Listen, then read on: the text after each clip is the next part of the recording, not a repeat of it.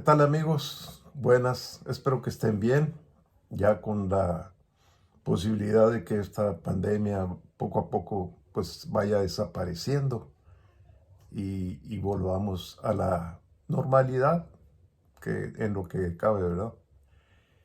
Y pues como una observación o una idea que me vino es de que parece que Rusia y China quieren tomar el control en esta amenaza de invasión a Ucrania. Ya platicaron el presidente chino y el presidente ruso. Entonces, como que quieren hacer otra guerra fría, ¿verdad? No una guerra bélica sin batallas, pero sí con eh, dominio de regiones. Podemos decir que China tiene el dominio en Asia, de alguna manera brutal en comparación con los otros países, y que Rusia pues tiene el dominio en Europa Oriental. Entonces dejan a Estados Unidos con su territorio que se hizo aliado durante la Segunda Guerra Mundial, y cuando nació la Guerra Fría, después de que se firmó la paz, que se dividió pues Alemania Oriental y Alemania Occidental, Alemania del Este para los rusos y Alemania Occidental para los aliados.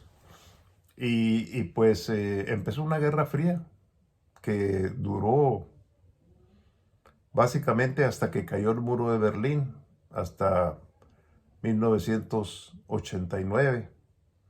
Entonces, después de la Guerra Fría, recordemos que vino la guerra de la invasión de Kuwait por parte de Irak, a la que Estados Unidos respondió siendo presidente Bush papá, que fue y defendió a Kuwait. Fue a defender el petróleo, pues en realidad, y puso en paz a Saddam Hussein. Eso fue más o menos por ahí en 1990-91. Ya después, en el año 2001, en septiembre, ¿se acuerdan? El 11 de septiembre, la caída de las Torres Gemelas fue un pretexto que Bush, hijo, ahora aprovechó para invadir Irak y, y buscar las armas de destrucción masiva que nunca encontraron. Pero total, invadieron el territorio y quisieron poner una democracia a su estilo, al estilo gringo o al estilo americano o al estilo occidental, sin tomar en cuenta pues sus diferencias culturales en el país de Irak. Y luego vino la invasión a Afganistán, de la cual duraron 10 años, y ahora en agosto del 2021 salieron, después de haber estado ahí desde el 2001, ¿no? Con el mismo problema. Se fueron con la cola entre las patas porque no pudieron resolverles ningún problema. No aprendieron ni con Irak ni con Afganistán. Ahora Estados Unidos manda tropas a Europa Occidental en apoyo, pues, a una probable invasión. El presidente de Ucrania dice que no van a invadir su país los rusos. Y las juntas que ha tenido el presidente Vladimir Putin con Boris Johnson y con Macron, el presidente de Francia, y el primer ministro de Inglaterra, pues han sido diálogos muy abiertos, en donde está ofreciendo que no va a haber ninguna guerra, ¿verdad? Están haciendo maniobras pues para que ceda en algo, ¿no? Por eso Estados Unidos contestó con tener represión económica, o sea, suspender las importaciones y exportaciones a Rusia y pidiéndole a los países aliados que tampoco ellos lo hagan, ¿verdad? Entonces, esto sí es un problema serio. Entonces, creo que así va a durar un tiempo, esto como amenaza, como que sí, como que no, pero ahí van a estar. Es presión política, es presión por los territorios regionales. Paso a otro punto que me ha llamado mucho la atención también en lo que respecta a la situación política nacional. El INE puso una veda a los gobiernos de los tres niveles, federal, estatal y municipal, de que no pueden hacer promoción para la revocación del mandato, cuya votación es el 10 de abril. Y esto significa que ningún partido político, no nomás Morena, sino ni el PRI, ni el PAN, ni el PRD y la chiquillada, no deban hacer promoción ni a favor ni en contra de la revocación de mandato. Asunto que se me hace por más ridículo del INE, pero así ridículo. En un país avanzado, con una democracia avanzada como Estados Unidos o en país europeo, los partidos hacen publicidad y propaganda hasta el día anterior a las elecciones, sin ningún problema. Pero aquí no. Acuérdense que también para las elecciones hay veda. No puede hablar. Entonces le están diciendo a López Obrador que no inaugure el aeropuerto Felipe Ángeles el 21 de marzo porque está dentro de la veda. Entonces, qué ridiculez. ¿Y por qué no lo puede inaugurar? Porque va a significar una ventaja para López Obrador al inaugurar esta obra. Entonces, ¿qué? La población es ciega. ¿Qué no se va a dar cuenta de que el aeropuerto va a empezar a funcionar, inaugurado o no? O sea, el INE está perdido. Yo creo que de la lucha de la corrupción por la que ha estado tratando de eliminar López Obrador, no ha podido llegar ni a la Suprema Corte, ni a los magistrados, ni al Tribunal Electoral, ni al INE, ni a algunos otras instituciones que también son descentralizadas, que se sienten autónomas, ni a las universidades públicas, que son, según ellos, autónomos, y como son autónomos pueden gastarse lo que quieran, en lo que quieran y cuando quieran. Y pueden tener sus sistemas de reelección perpetua, como sucede en muchas universidades, ¿verdad? Ya ven, la Universidad de Guadalajara tiene un líder ahí que fue rector y ahora tiene más de 30 años mangoneando y él pone a los rectores, ¿verdad? Así estuvo más o menos el Edson cuando por fin Russo tuvo que terminar su periodo de 24 años, cuando era solamente 4 y reelegirse otros 4, o sea, por 8, se aventó 16 más y luego siguió atrás del poder nombrando los siguientes rectores del Edson. Y luego los que quedaron, pues son súbditos o son hechuras, pues, de Óscar Russo Vogel.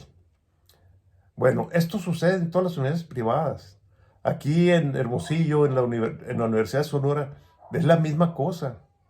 Nadie elige a los rectores. Un comité se designa y ellos lo designan.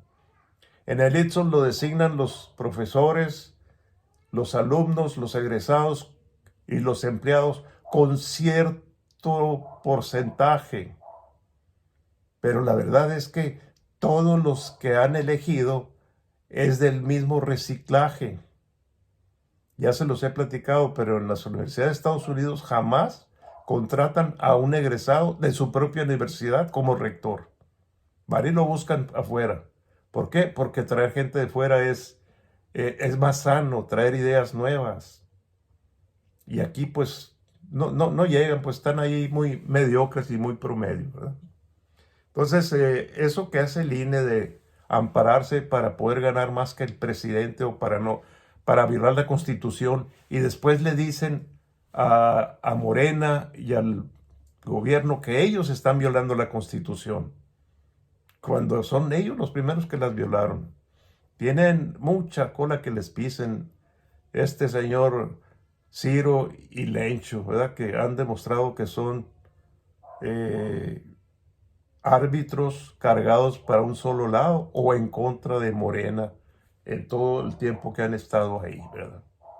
Entonces, ¿qué podemos hacer? Pues seguir mencionándolos en las redes sociales y hablando, porque si no va a ser una vuelta al regreso. Pues no sé cómo hay gente que para echarle a López Obrador alaba al PRI y al PAN, Los 12 años que tuvimos de Fox y Calderón fueron terribles. Fue la corrupción en su máximo esplendor de estos panistas, paneaguados, como dice Noroña. Y luego el sexenio de Peña, pues ese descaradamente corruptos todos los funcionarios, incluyendo al presidente, incluyendo la gaviota, una casa que hizo con el puritito sudor de su frente, que se la regaló IGA, la constructora preferida pues de López Obrador. Entonces creo yo que la corrupción no es un problema fácil de terminar. En el mundo, los que son menos corruptos, toca la causalidad que son los países con mejores niveles de educación. La corrupción empieza en la educación, o sea, termina más bien con la educación y con el ejemplo en la familia, ¿verdad? Pero este es un problema serio para México. No es un problema cultural, es una adicción al dinero sin trabajar, al dinero ajeno. Es una historia de 80 años de un gobierno con un solo partido, que no se sabía dónde terminaba el gobierno y dónde empezaba el partido. Pues así fue todo el tiempo, desde Elías Calles hasta el año 2000, que entró Fox, pero resulta que estaban simulando que eran oposición, y Calderón también simuló que era oposición. Y Peña Nieto volvió a las andadas, más de lo mismo. Entonces quieren derrocar a López Obrador con el mandato, con la revocación del mandato, para poner a sus mismos amigos, sus mismos camaradas, sus mismos jefes, volver otra vez a esa corrupción rampante que había, ¿verdad? Doblar las rodillas ante España, ante Estados Unidos y ante el que venga, ¿verdad? Yo creo que ese es un problema serio que tenemos en México. Amigos, aquí los dejo con estas dudas que manifesté, ¿verdad? Que ustedes tienen la mejor opinión, por supuesto. Yo solo doy mi opinión y espero que me hagan comentarios si quieren. Suscríbanse si les gusta, recomiéndenme, mándenlos a sus amistades y pues les deseo que sigan libres del COVID y muy felices por siempre. Saludos.